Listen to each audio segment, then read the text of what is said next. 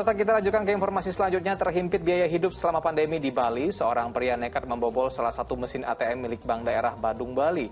Polisi menjeratnya dengan pasal berlapis lantaran pelaku sudah beberapa kali melakukan aksi pencurian.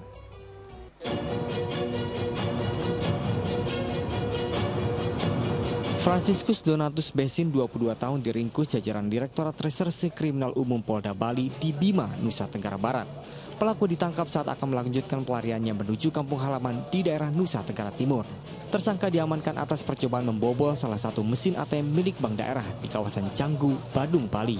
Meski pelaku tidak berhasil membawa uang di mesin ATM tersebut, namun berdasarkan pendalaman yang dilakukan petugas, terungkap pelaku juga melakukan sejumlah aksi pencurian di 3 tempat berbeda. Pelaku mengaku nekat mencuri untuk memenuhi kebutuhan hidupnya di Bali selama pandemi. Setelah kita profiling, ternyata dia lari ke Bima. Jadi anggota melakukan pengejaran ke Bima dan melakukan penangkapan di sana. Dari ditangkap ke sana, kita kembangkan.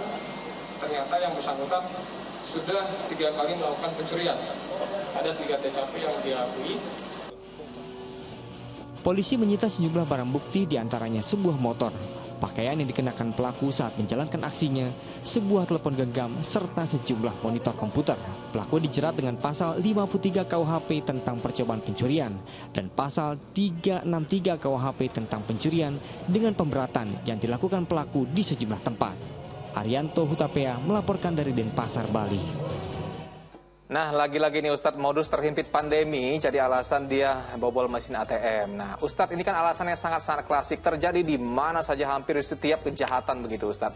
Nah, motifnya karena keterpaksaan. Nah, kita mengenal Pak Ustadz, hukum Islam kan lebih fleksibel. Dalam kondisi darurat pun nih, daging babi pun boleh dimakan begitu Ustadz, karena mungkin saking udah nggak adanya lagi. Nah, pertanyaannya Pak Ustadz, kondisi darurat seperti apa yang bisa ditolerir dalam Islam? Apakah misalnya kita udah kelaparan di jalan, nggak punya uang, nggak bisa minta, terus nyuri boleh gitu kan? Kadang-kadang banyak yang disalahartikan oleh masyarakat Pak Ustadz. Nah, kondisi seperti apa yang kita diperbolehkan untuk hal-hal seperti itu Ustadz?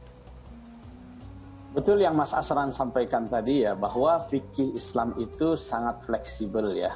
Situasi kedaruratan itu kadang menjadi pertimbangan ya, baik dalam masalah ibadah maupun dalam masalah muamalat ya. Dalam ibadah di masa pandemi ini kan banyak sekali itu ya, keringanan-keringanan yang diberikan karena situasi pandemi yang membahayakan seperti saat ini. Apalagi dalam masalah muamalat ya. Dalam masalah muamalat seperti yang dicontohkan saja tadi itu, daging babi saja dalam situasi tertentu dibolehkan. Dalam hal ini adalah kalau tidak ada lagi yang bisa dikonsumsi dan kalau tidak mengkonsumsi itu akan mati. Nah, itu baru boleh daging babi itu. Jadi sampai sedemikian rupa. Nah, terkait dengan pencurian itu tidak ada alasan apapun yang bisa membenarkannya. Sampai pun itu dikatakan darurat ya. Karena itu menyangkut hak milik orang lain. Dan memelihara harta itu adalah salah satu maqasid atau tujuan syariat Islam itu diturunkan ya. Sehingga tidak bisa dibenarkan mencuri karena darurat, mepet, dan lain sebagainya. Itu terkait dengan hak orang lain yang harus dijaga, dan kita sebagai manusia itu diperintahkan oleh agama untuk berusaha, bekerja semampunya. Karena rezeki itu Allah yang memberi.